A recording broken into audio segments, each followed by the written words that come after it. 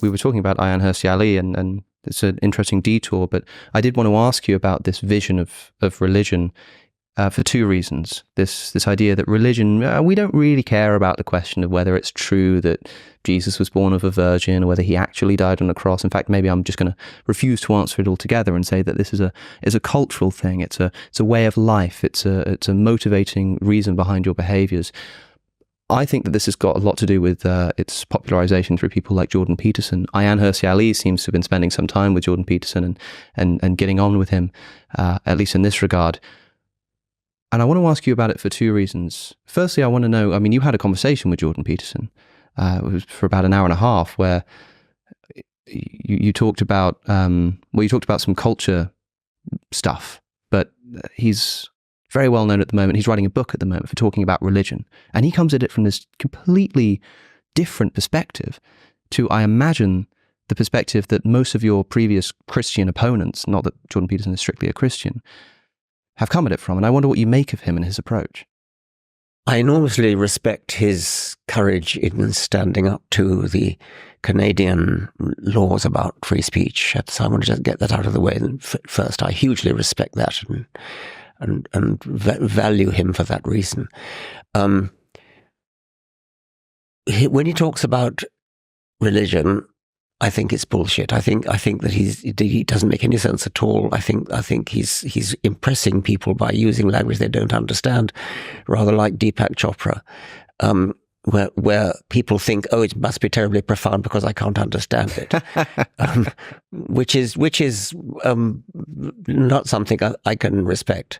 Michael Shermer told me that he tried to pin him down and said, do you actually believe that Jesus was born of a virgin?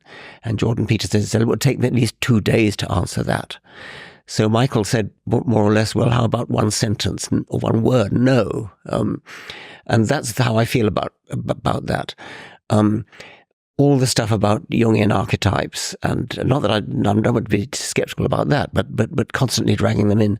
I mean, I think the most egregious example of that is where he looks at works of primitive art, works of tribal art, where he shows things like two snakes coiling around each other and says, well, they must have had some primitive, primeval knowledge of DNA. Perhaps they looked into their own cells in some sense and saw the DNA. Perhaps the DNA is the double helix is a Jungian archetype. I mean, that is sheer bullshit, and I told him so.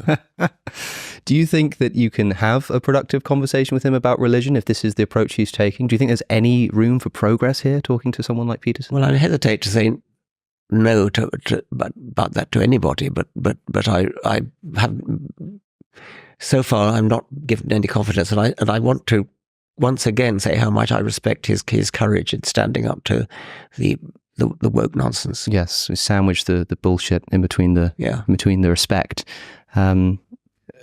Peterson's approach here seems to have unlocked a new interest in particularly the Bible and, as he calls it, the biblical corpus. My friend Chris Williamson asked him recently on a podcast, because he kept talking about the biblical corpus.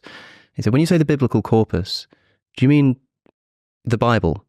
He says, yes. And I'm thinking, well, why not just call it the Bible then? But he has inspired this renewed interest in the biblical corpus because of that. Because now when you see people debating religion, it tends to be less does God exist and more about the utility of religion and the Jungian archetypes and stuff. The God Delusion, which was the atheist book, do you think it still survives as a sufficient treatment of God and religion in modern culture? If you were to write it again, would you be taking the same approach of talking about it as a scientific issue, or would you feel the need to change the way that you're talking about the subject I would altogether? certainly still talk about it as a scientific issue, because I think that's the most important thing. I probably might add a chapter on the idea of what Dan Dennett calls belief in belief, where the idea that whether you believe it or not, it's a good idea that some people do.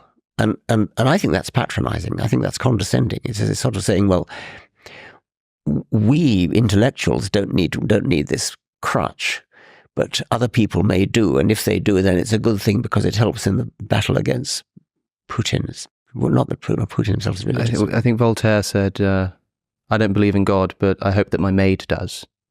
Well, that's I didn't know that quote. It's a very good example. And that is so patronizing.